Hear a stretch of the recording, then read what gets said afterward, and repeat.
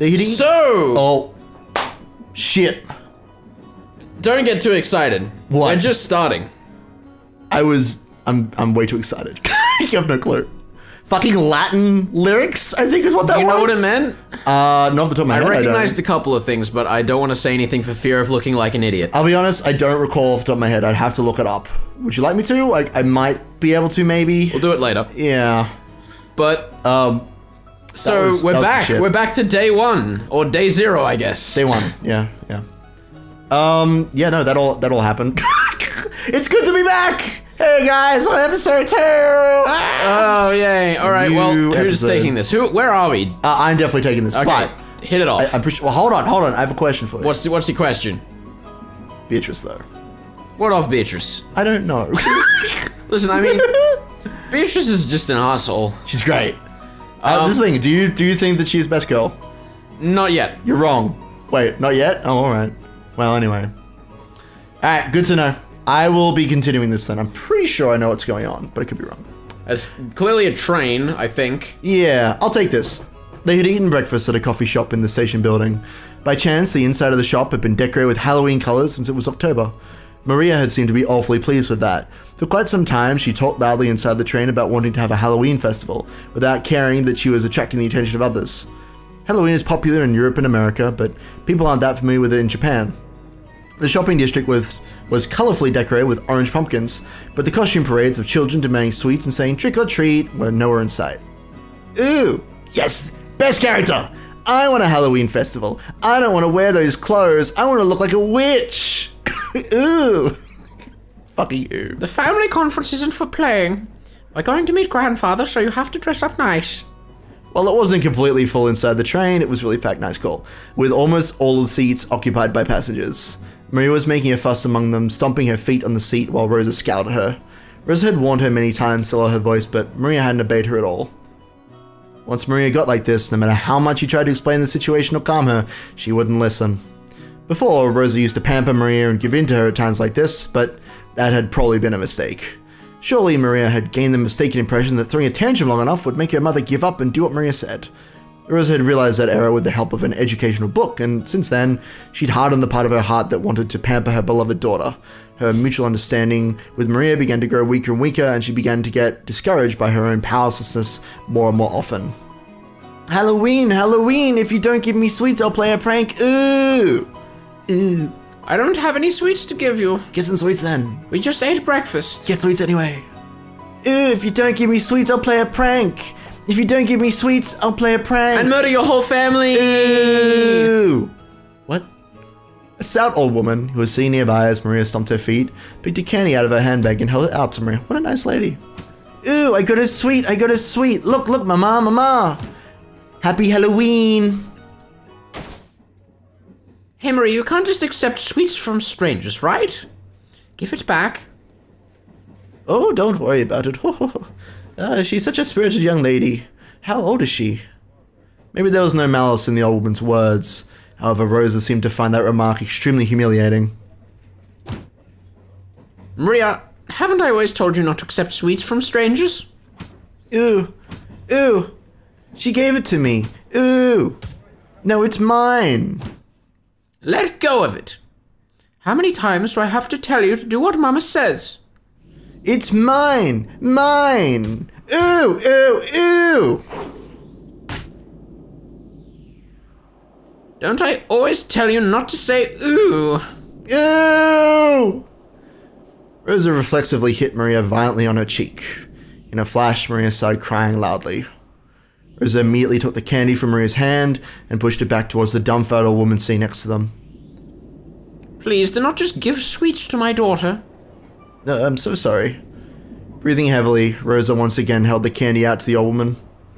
After getting flustered about what she should say for a few moments, perhaps the old woman realized that her actions may have troubled this parent and child, and she accepted the candy back, apologizing. She looks exhausted. After that, Rosa finally took notice of her surroundings. Her daughter's clothes were all messed up, she was crying and shouting with her nose dripping, and there were many dumbfounded passengers watching them. Except for the sound of the train running, the interior was completely silent. Fortunately, that pitiful silence didn't last more than a short while, However, it was followed by an even more painful atmosphere as everyone began to whisper.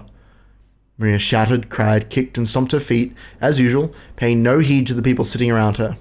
Impulsively, Rosa tried to slap her again, but she noticed the cold eyes of the people in the train and couldn't. When the train stopped, Rosa forcibly pulled Maria's arm and got off, almost dragging her daughter along. Maria didn't stop crying. Rosa took her to the end of the platform and hit her cheek again. At the moment she was hit, Maria stopped crying for an instant, but before long she shouted and cried even more than before.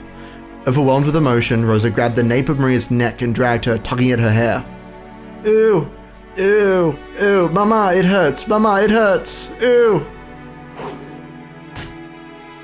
Didn't I tell you to shut up? That ooh of yours? I told you to stop. That's the reason you can't make friends in class, right? Get a hold of yourself. Why are you still a kindergartner inside your head? Why can't you do what Mama says? Why? Why? With those severe words, Rosa hit Maria's cheek over and over again. The more Maria cried and shouted, the more Rosa hit her. And the more Maria was hit, the more intensely she cried and shouted. Mama, it hurts! Mama, it hurts! Mama, save me! Mama, save me! Ooh! Why can't you stop saying ooh?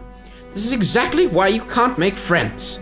This is why Papa's business trip never ends. Damn! Yeah, fuck.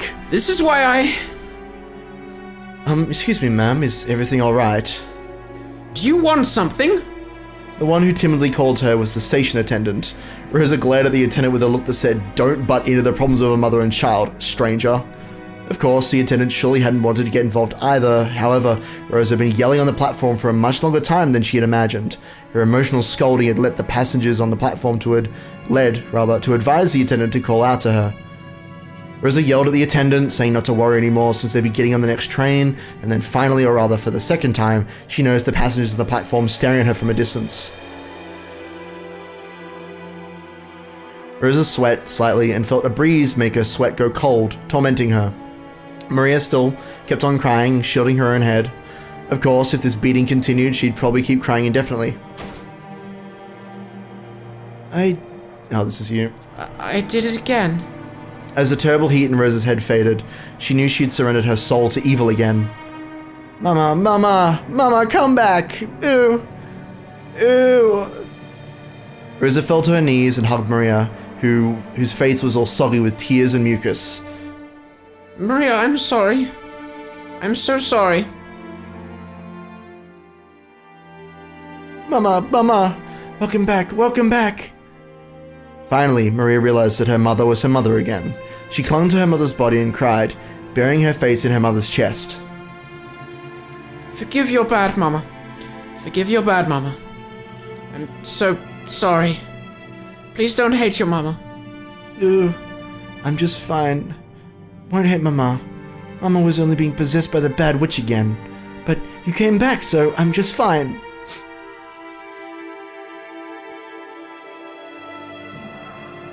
You got questions? I have a few. We should maybe see if we get some answers. Yeah, that's right. Mama was just being possessed by the bad witch again. I'm sorry, I'm so sorry. For a long time, the two of them hugged each other, asking for and sharing words of forgiveness. After a while, they calmed down and both moved back at the same time. Maria's face and Rosa's face were both deep red after crying their eyes out. Do you want to have a Halloween festival, Maria? Yeah.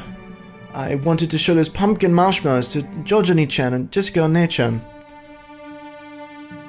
It was a candy they'd been selling near the cash register at the shop where they'd eaten breakfast.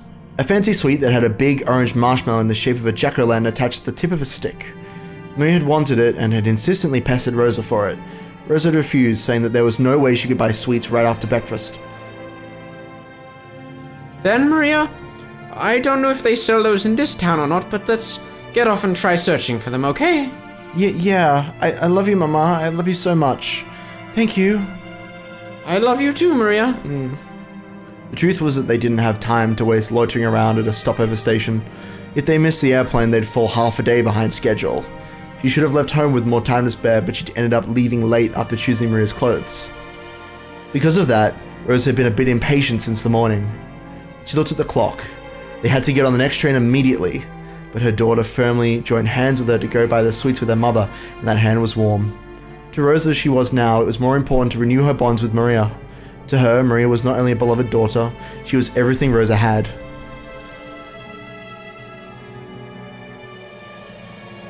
Fortunately, they could see a big supermarket right in front of the station. They might not be able to find exactly the same sweet, but Maria could probably be happy with a similar one. Besides, Rosa couldn't show up with her face swelled from crying. She must fix her makeup. Maybe we won't find a marshmallow exactly like that one, but hopefully we can find something like it. Let's buy some and surprise all your cousins together. Yeah, as long as we buy it together, any sweet is fine. They exited through the turnstiles of the station in this unknown town. Maria walked across a pedestrian crossing together with her mother, chuckling to herself as though she was walking in an amusement park. Both faces were still deep red, but the two of them, mother and child, smiled warmly at each other without any restraint.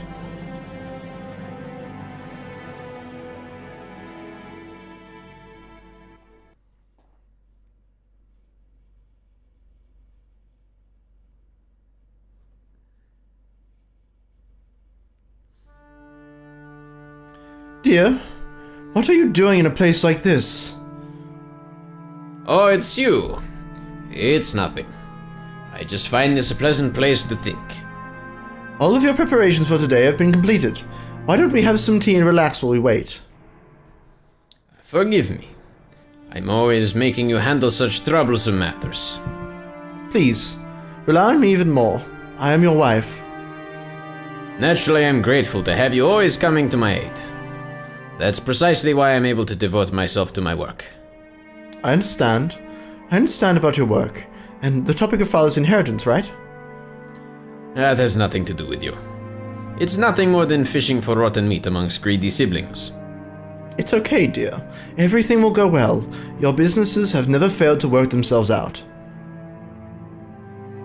Natsu softly cuddled close to Kraus's shoulder. She complimented Kraus on his hard work, but Natsu knew better than anyone that his work wasn't going well. Kraus's project was something like a seesaw where a large amount of money swings. Big investments can lead to massive payoffs, but like large seesaws, they tend to shake a lot while moving very slowly instead of showing immediate results. At times, it's possible to make further investments so that the seesaw inclines faster towards the side you want. Of course, you'd only do that if you were confident you'd be able to recover all of your investments in the not so distant future. However, the seesaws Kraus chose never turned out as he would have liked them to. His foresight wasn't wrong, but the times were moving sluggishly. They never managed to catch up with him.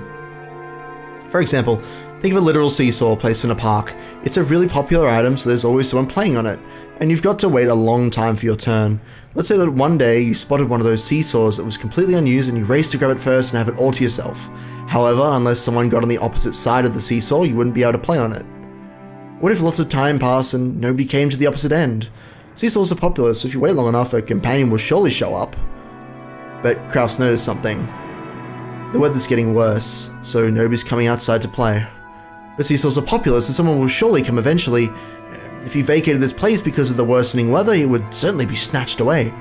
And once again, he'd end up longingly gazing from a distance at someone else having fun on the seesaw. On one side of the seesaw, he continued to wait patiently, all alone. That was Kraus's project in his current situation. If only I had a bit more courage and the self-confidence to believe in my own foresight, I would never have failed. Yes, that's true. Your foresight is never wrong. You are the only one who inherited father's resourcefulness. You inherited an innate disposition that none of the other siblings did.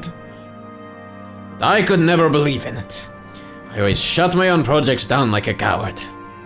Why can't I believe in myself? Who would believe in a man who can't believe in himself? Nobody believes. I'm always sitting on the seat. Oh, zero. I'm always sitting on the seat where the losers must sit, when my father, my mother, my siblings all sneer at me. How long is it going to take for me to be set free of this emotional complex? Just how long will it take? Nancy was the only one who knew. Only she knew of Kraus's anguish. His terrifying anguish, as the eldest son of the Ashumia family who would soon be forced to bear an immense responsibility. He couldn't open his pained heart to anyone and was always getting compared to his father's great enterprises. I've made preparations concerning all other matters so that you will be able to devote your attention entirely to the family conference. Yes, everything else has been seen to. Thank you. Will there be any problems dealing with father? No. Genji and Dr. Nanjo are on our side. I'll never allow those greedy siblings to make contact with father. Oh. Yeah, this is great. Something's going on. The best character is here! I could not have waited long enough for this. Hello, Gilda here. Yes, please leave it to me.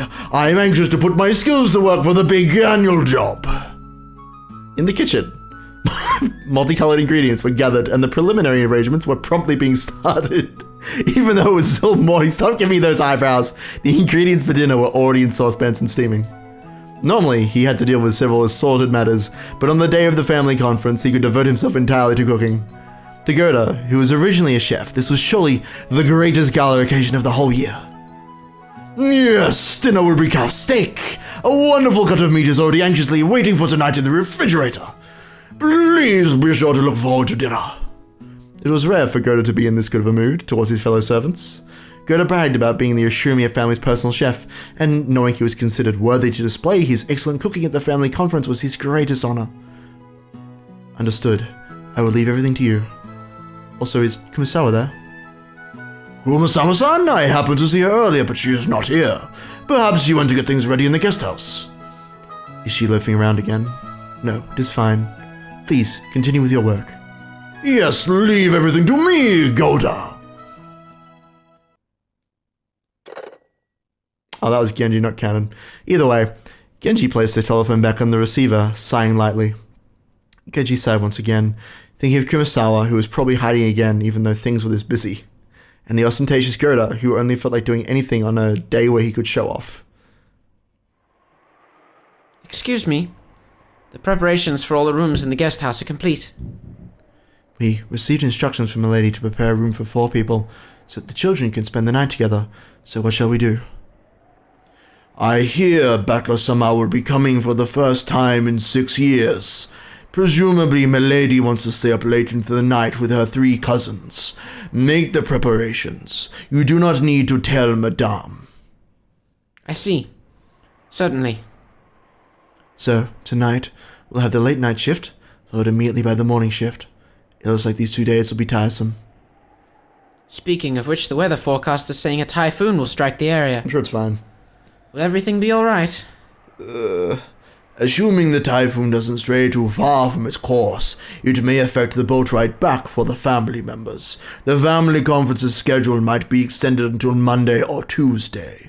Our task may be a long and tiring one, but I earnestly ask that you take care not to make any blunders. Shannon, remain calm and do not panic. Cannon, be sure to greet our guests in a sociable manner. Yes. I'll be careful. I'll be careful. Today we must conduct ourselves in a manner suitable for a very important guest. See to it that you make no blunders. We understand. All guests who visit here are important. Cannon, in the truest sense, we will be receiving a very important guest today. Make sure that you are prepared. Yes, sir. Shannon, is something the matter? You seem to be uneasy. Do you have some prior engagement at this time? Wow. Huh? No, it's nothing. My apologies. Nay, son. Important guests will be arriving today. Detach yourself from your private life. I don't know what you mean by private life. Oh my god. As Shannon blushed just a bit, she turned her gaze away from the clock. Was it about time for the airplane carrying the family to arrive at Nijima? She tried to hide the fact that her upcoming long-awaited reunion with George was making her heart race, but Cannon, who stood beside her, seemed to see right through her.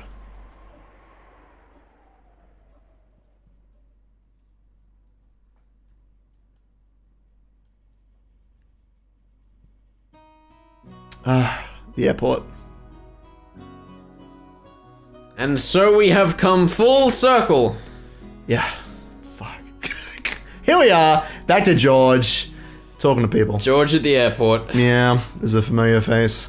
Shannon, please don't say a word and accept this. Inside a bathroom stall, George was practicing something over and over, taking out a small velvet box hidden in his pocket like a quick-draw desert gunman. That's not it. Shannon likes men who are more assertive. I've got to pump it up with more horsepower. Shannon, put this on your ring finger. That's an order, okay? If I don't say it properly that it's on the left hand, maybe we should put it on the right hand. No, Shannon isn't that ignorant. But unless there's some room for her to express her free will, that'd be a little, As he crossed his arms, muttering someone knocked on the door. George was snapped back to reality. Oops, there goes gravity. It's Rudolph again! Oh, I love this man. I get to do this awesome, terrible accent. Hell yeah. Hey, hold on. Hey, George-kun. Oh my god, I gotta get back into this voice. You okay? Got a stomachache or something? Hey, Uncle Rudolph. It's okay, I'm fine. No need to worry. Really? That's good then. But you know, you're straining way too much. Your ass will burst. Rudolph washed his hands, laughing cheerfully as he left. George, realizing that the most embarrassing part hadn't been overheard, relaxed and felt extremely relieved. Kyrie, isn't Rosa here yet? Not yet. She's pretty late. It's a good thing the weather's delaying our flight. The schedule had gone on normally. If the schedule had gone on normally, she would have missed the plane. What does she plan on doing then? Rosa-san isn't very much an adult now. She'll manage it somehow. No matter how old they get, older brothers always treat their younger sisters like children. Of course, Dad's always a kid no matter how old he gets. What did you say? If I'm a kid, that'll make you a baby. Come on, Beatrice, up you go. Stop it, that tickles. Stop. You look more like two bratty friends than a father and son. Oh, look, she's here. Oh, if it isn't Rosa-san. Maria-chan, long time no see. Long time no see. Long time no see. What? Don't worry, we made this joke back when this happened. The first time. I forgot it. I'm sorry. No, this is actually like the same as the original scene. It is pretty similar. Slight differences though. It's true. Slight differences. I wonder what would have happened if Rosa had, been sidetracked looking for candy and hadn't ended up on this plane. Or if the plane had left a little bit earlier. That's interesting. Food for thought. Anyway, this is you. You're Rosa. Maria? Shouldn't that be it's good to see you again? Greet Hideyoshi-san properly. Ooh, it's good to see you again. There you go. Well said. How about some candy as a reward? Oh, huh? Where'd I put it? Rosa-san. I've just been editing this bit and I'm like, It's so similar, isn't it? It's great. Rosa-san, it's good to see you again. It's good to see you too, Maria-chan. Why is it different? I don't know, it's weird. It's been too long, Kairi-ne-san, Hideyoshi-ne-san. And oh my, Battle-kun. Look how big you've gotten. Come on. It's embarrassing to hear that from everyone I meet. Hey, Rosa, you're late. If the plane was on time, you'd barely have made it. I'm sorry. We had some trouble making our train connection. So are we waiting on the weather again? Oh, don't complain. I much prefer the 30-minute plane trip to spending 6 hours bouncing about on a boat. Even if we're kept waiting here for an hour, it's still much faster overall. Is that Maria? You sure have gotten big. She's at that growing age. You haven't seen her for 6 years, right? Of course, she's changed. Women are creatures who can be born again in a single day when they have a change of heart. Ew. I guess you should take this, because we got Battler back again. Well, it's still third person for Battler. It Battler. is. Alright, I can keep going if you like. Maria, noticing a big man she didn't recognize, mixed in among the relatives, hid behind Rosa's back and glared at Battler. Come on, Battler, say hi. The last time you met her, she was just 3 years old, so you're practically meeting for the first time. Is that the exact same line? I don't think it is. It might be. Yeah, of course, she wouldn't remember something that happened when she was 3. I think it was actually Battler's monologue that was the same. Ah, I see. Hey Maria, long time no see. You sure have gotten big. Because there was this whole bullshit about, we'll see if it happens now, but it's like, we had this whole thing where it's like this is very sensible sentence where it's like, Battler is Rudolph's son, and Maria's like, Yeah, what? she's like, I don't Father understand. is the son, brother is the Yeah, it's great. I hope it happens again. Maria, this is Battler Oni-chan, Rudolph Nissan's son. Understand? That's what happens. Here it is. The Here it brother's is. son, he is. The brother is the son. Honorifics! Ew! Yeah! It's great. It's great. She was obviously on her guard. After all, it was hardly surprising that she'd be scared if a large guy like Battler suddenly started speaking frankly to her. Battler noticed that as well and thought of various ways he might approach her. Then he spotted the candy she had in her hand. It was the Jack-o'-lantern sweet Rosa had bought for her. I see it's October, so that must be for Halloween. If you don't give me sweets, I'll play a prank, right? Normally, trying to snatch a sweet away from a small child would result in them crying and screaming. The adults seemed dubious about Battler's tactics, but Maria looked unexpectedly pleased, her face splitting into a wide grin. Halloween, Halloween! See, Mama? Battler also knows about Halloween. See? See? Hey, call him Battler Oni-chan. Sorry, Battler-kun. All these honorifics are so confusing. Nah, don't sweat it. Please, call me Battler. Because I'll be calling you Maria. Bitch. Damn. Look, Maria, it's Halloween. If you don't give me sweets, I'll play a prank. Oh my god, is this actually about to go into the fact that Battler is aware of everything we've just read? Oh my god, that would just be too much. I can neither confirm nor deny any of that. If you don't give me sweets, I'll play a prank. Yeah, giggle. From inside her purse, Maria pulled out a jack-o'-lantern sweet similar to the one she had in her hand and presented it to Battler.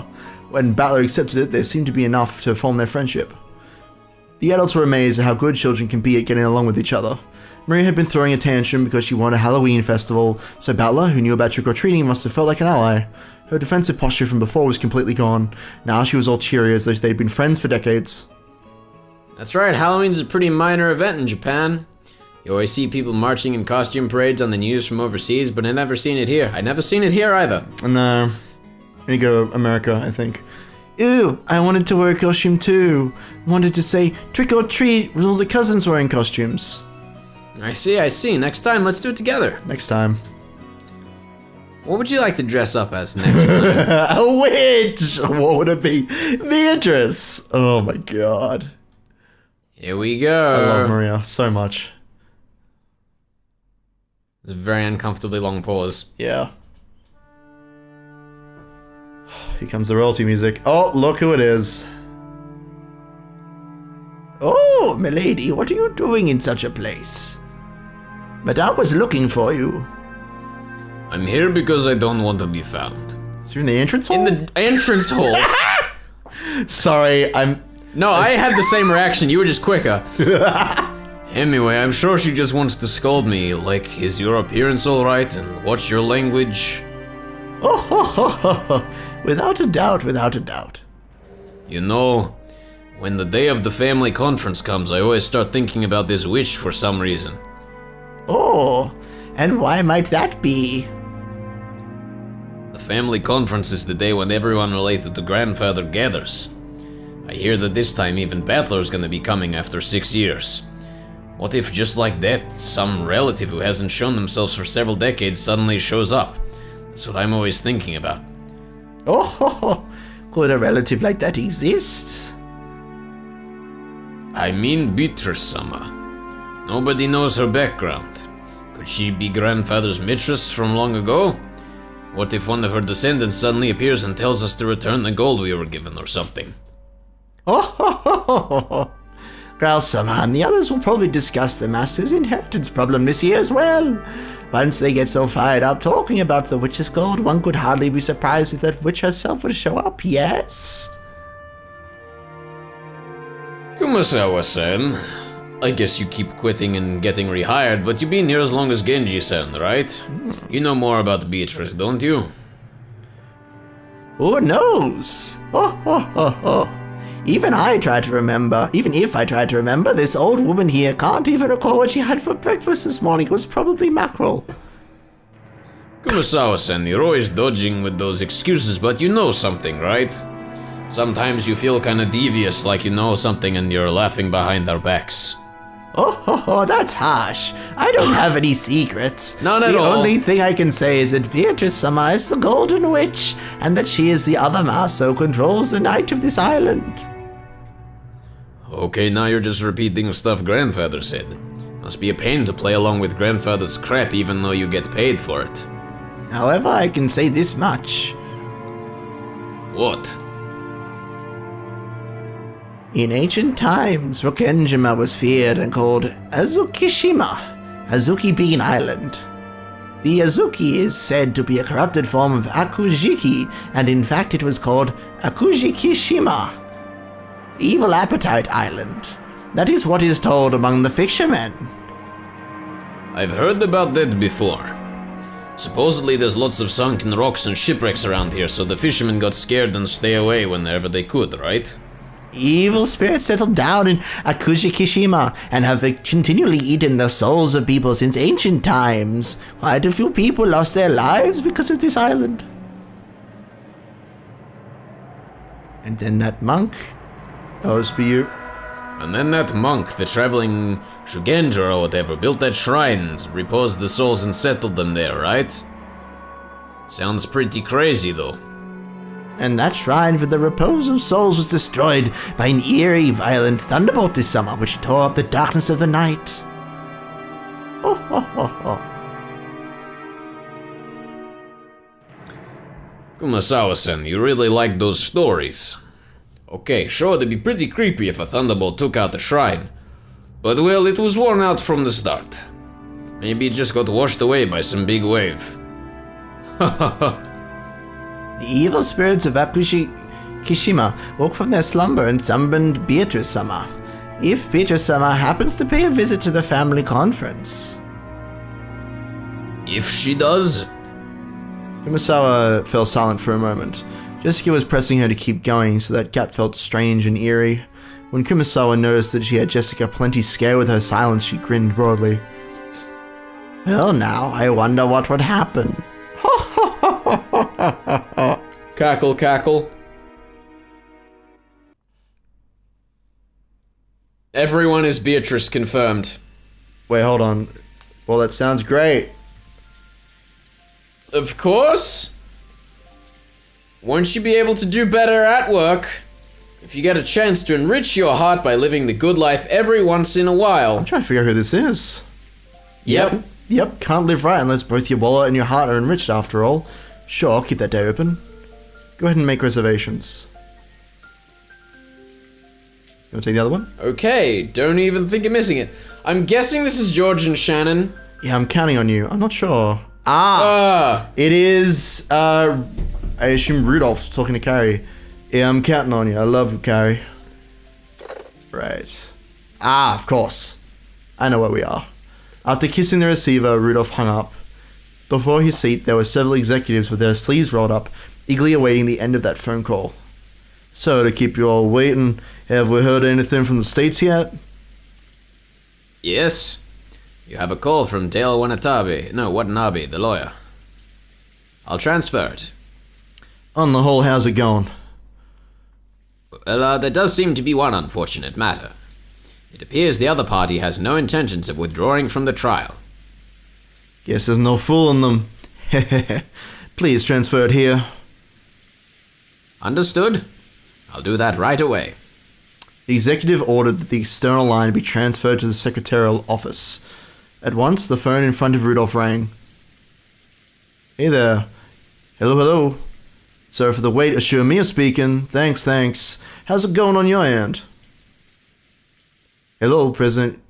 I guess this would be you, if you want to take this one. Hello, President Ushiramiya. Let's skip the pleasantries and jump into the main issue. I've got good news and bad news. Which would you like first? I love that voice. Might as well start with the bad. I hate fine when there's no dessert. Very well. The bad news is the other party is getting ready to prosecute. Just a few days ago, a very similar trial resulted in a decision in favor of the plaintiff. The defendants were using roughly the same arguments we planned to use, but they were rejected in every case. I'm afraid to say it, but if we face the courtroom as we are now, it's extremely likely each one of our claims will get rejected. So that trial ended up being a total bust after all. And I thought their position was even more so than ours. That hurts. Okay, what about the good news? I managed to contact the executives of the other party. I explained to them the situation we're in, told them we have no intentions of tarnishing their brand's image, and managed to get an understanding. They'll send us their terms over the next few days, and if these are carried out, they promise to withdraw their charges. This is their proposal according to the number 2 man on the board of directors. Your impression? To be honest, I expect their terms will be extremely severe. We estimate that changing the company name and the brand name will be inevitable. I think we'll be able to earn some leeway by playing with the amount of settlement money, making a public apology in a major newspaper, and carrying all this out with a responsible amount of time. They're sure making this complicated when they could just tell us to go broke. They only recently switched to a new president, and their groundwork hasn't been completely laid yet. If we resist until the bitter end, they fear the forces opposing the current president won't hesitate to aid their enemies. Hence, the big shots want this matter sealed as quickly as possible, too. So we still might have enough leeway to get them to mitigate their terms if it'll lead to quick settlement. Either way, are we still looking at a crazy sum of money? You need to be prepared for that. Even that would be much cheaper than paying the punitive damages. Thank you very much, sir. Please contact me if anything new happens. We're paying you the big bucks and no idle chit-chat. Thank you, goodbye. Rudolph hung up the phone. The executives sitting in reception seats seemed to have guessed at the contents of that discussion. You guys hear that? That's thunder. Simply put, they'll forgive us if we can pile up enough money. Now, all we gotta do is haggle over the amount of that money. But President, the likely sum for the settlement Mr. Watanabe indicated is too much. We don't have that much of a margin. If we'd known this would happen, we never would have started diversifying. The calculations were that we could escape a capital crisis if we managed to endure for 3 years. To think we'd be stabbed at a time like this. How bad can our luck get? I guess we felt a step of the hop, step, and jump. It's enough to make you cry. We have no choice but to draw the money from the main bank. Banks are no good. They only bet their money on winners. The economy's improving, but we can't show weakness to the banks. President, do we have access to any funds that are unaccounted for? Funds we're unaware of? Quit it. Do I look like that kind of man? The contents of my world are totally exposed to you guys, okay? The account books over there show all our company has. In that case, we need to raise money. We need a sponsor who can draw in several million for us as soon as possible. Right now. Right now. President, oh, that was you. Yeah, definitely. President, couldn't something be worked out with one of your personal connections? Right, they're all shouting at Rudolph. Oh. Right. President! Yeah. Calm down, you bastards. Let me worry about raising the money. You guys just keep the business running without making too much noise. I'm imagining the scene in Jurassic World with the velociraptors right now. Just holding his hands like, calm it down. I still haven't actually seen that. Oh, spoilers. I know the scene, but I still haven't seen the movie. You should see it. It's pretty okay. Yeah. Our accusers are saying they'll let us be if we can show them the money. We've already got thick pipelines in Asia. Things will probably be shaky, but we'll be able to maintain our current deals. Basically, if we can just bring the money together now, we'll be able to solve all our problems. Just you watch. I'll fix all of this. I won't leave you out in the cold. Time to start getting your hopes up again. Once this is all behind us, I'll be rewarding all you guys with a champagne tower. I promise you that. So shut up and follow me. Got it? It's a jump. Oh, jeez. Shit. The airplane suddenly shook, probably due to turbulence. Rudolph was jostled awake. He'd woken early that morning and ended up drifting off to sleep while resting in his seat. You okay? Are you sure you aren't still pretty sleepy? After all, it seems you've been really busy with work lately. Being busy with work is nothing to complain about, right? Once I've got nothing left to do, it won't be long before we're out in the cold. Good point. Now that even Batliquin's back, we'll be looking at worse than just the two of us going around begging. Yeah, our family's all together again for the first time in 6 years, so the leader of our family's got to give it his best if we want to spend some time alone together. When he looked out the window, he saw that the airplane had already started to drop in altitude considerably. The fishing boats, which had only looked like black grains a short while ago, were starting to become clearly recognizable. If I could prostrate myself before Father and get 10 million yen every time he slugged me, I'd do it a dozen times. Or maybe he could just go and die already. Oh! I've always depended heavily on his financial support, now I'm after his inheritance. I'm heading straight to hell. I can hardly complain if father doesn't want to meet the man I've become. Them's murdering words. That is.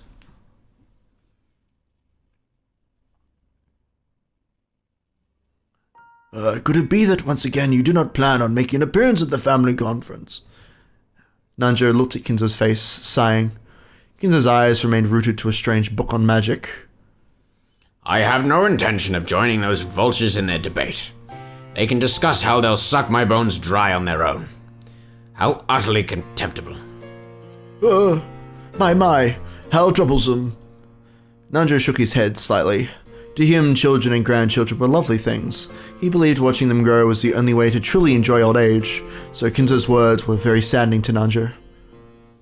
If the time comes for me to leave this room, I will show myself. Just as she does not show herself yet. When Kinzo raised his face, his gaze pointed at the portrait of the witch, which was respectfully displayed on the wall. Kinzo's mind didn't dwell for a moment on the fact that today was the family conference, where all of his beloved relatives would gather. It was filled only by the face of the witch and the oil painting, who never smiled except inside the portrait. Everybody knew that interrupting Kinzo when he talked about Beatrice would trigger his wrath. Today I will hold a certain ceremony. Oh, and what might that be? Perhaps it is closer to a gamble than a ceremony. After all, magic without risk can never house a miracle. Nanjo had heard Kinzo say this many times before. You might even call it a pet phrase of Kinzo's. Kinzo apparently believed that magic and miracles could occur if you gambled your own fate with a certain amount of risk and triumphed. I wonder what sort of gamble you're making, as the man who was once called the Golden Gambler, and who is now so old he might pass on at any time. This should be well worth watching. Huh. I see. So the secret ritual I've deployed after much research appears to be nothing more than a gamble to one unversed in magic such as you. Very well. If I have faith in miracles and win, you will see clearly on this day that all my research did bear fruit, despite it seeming to be little more than a product of my eccentricity. If you win, it will all end just as you have already seen, as nothing more than the eccentricity of an old man who might leave this world at any time. Oh, just what sort of gamble could you be planning to take? Has your friend that bet or sermon as you called it? Oh, I can only pray most sincerely that you achieve victory in it. Yes, I thank you. Speaking of which, Kinzo-san, have you heard that a much longed-for guest will be present at the family conference this year? What? For once, Kinzo reacted to Nanjo's words and turned around. That's right, Battler-kun from Rudo-san's family. I hear he'll be coming back after an absence of 6 years. I'm sure he's become a splendid boy. Oh, Battler. I wouldn't call him longed for, a guest who's failed to show up for a mere 6 years. Kinzo, I love you! After hearing Battler's name and making a disappointed and ill-human expression, Kinzo turned his back again. I imagine those 6 years went by in a flash for you, considering how you've immersed yourselves in your research in this room. Huh. However, we might actually receive a visit from a truly longed-for guest. Everything depends on the results of the roulette. The roulette has already started to spin. Will it be rouge or noir? Tonight, let us enjoy ourselves as we see what kind of miracle the roulette will show us. The payoffs are large, and I don't intend to lose. Beatrice, accept my bet. At that time, the telephone on the table rang. The piercing sound seemed to irritate Kinzo, and he picked up the receiver to preserve the silence as much as he could. What is it? I'm busy. Genji speaking. Everyone has arrived. What of it? Just serve them some tea or something. Certainly. I will do so. Kinzo hung up the phone rudely. Looking at that, Nanjo sighed yet again and shifted his attention outside the window. As he is now, I doubt Kinzo would pay any heed to any sort of guest. Could any guest possibly make Kinzo come out when the time comes, as he said? Kinzo had a single person in mind, but that was a guest who certainly wouldn't appear. Nanjo stared at the witch in the portrait with her impassive expression, unable to decide whether she was smiling or sad, then gazed up at the lead-colored sky.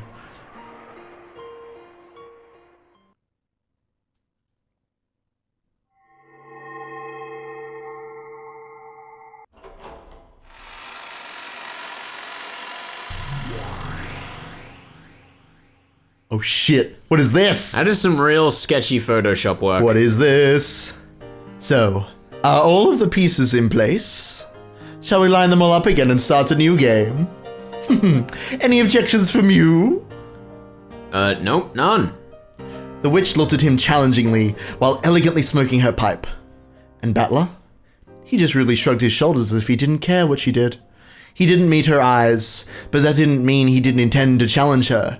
It showed his clear determination to never be taken in by this bastard's tricks. It was an expression of his determination to fight. Don't tell me you're jumping into this without a plan. I don't even know how you make your first move, so I got no plans or anything. Go ahead and move first. Naturally, I'll do so. How shall I break down your defenses? How many moves will it take to checkmate you? This is where you'll see me at my finest. No matter what moves you come at me with, I won't believe in you. As long as I stand my ground on that point, I won't lose. And that means this game is built in a way that makes it impossible for you to win. Perhaps you're right. However, I'm the one who decides how many times we'll hold this game. We'll repeat it over and over again until I win and you acknowledge your defeat, see? In other words, this is torture. An eternal torture that shall continue until you surrender to me. It shall go on endlessly until you acknowledge me in the existence of witches. Then I'll play your game endlessly as many times as it takes until you run out of patience. I've never lost in a test of stubbornness. Fucking Battler. Oh, did a certain witch plant that idea in your head? Very well. Wait. Is she acknowledging what Berncastle said to us? I have no confirming or denying of anything. If you're confused, this is totally fine. I'm tired of listening to you ramble. Come on, get this started. Then let us begin. I already know all of your moves. A defense doesn't amount to much if the plan behind it is known. Don't think you'll be able to defy me with the same moves. Beatrice, I've got just one thing to say before we start. Get fucking anime on this shit. What is it? Go ahead and say whatever you want. However, whether I believe you is something I'll decide for myself. No matter how impressive this magic of yours is, my soul won't yield to you. You think this is torture for me? You're wrong. You need to get more fucking anime, dude. Then what else could it be? This is torture for you. Oh! He just objected her! Objection! Oh shit! I fucking told you! We have to see this shit in the new images. Yes! Ah! Someday you'll surrender to me and give up. Thank you! Until then, you'll be tortured over and over again. Perfect. How amusing! What an entertaining metaphor! Torture where we torment each other, yes, truly amusing. Come, shall we begin that torture? Show me a Batra! Oh!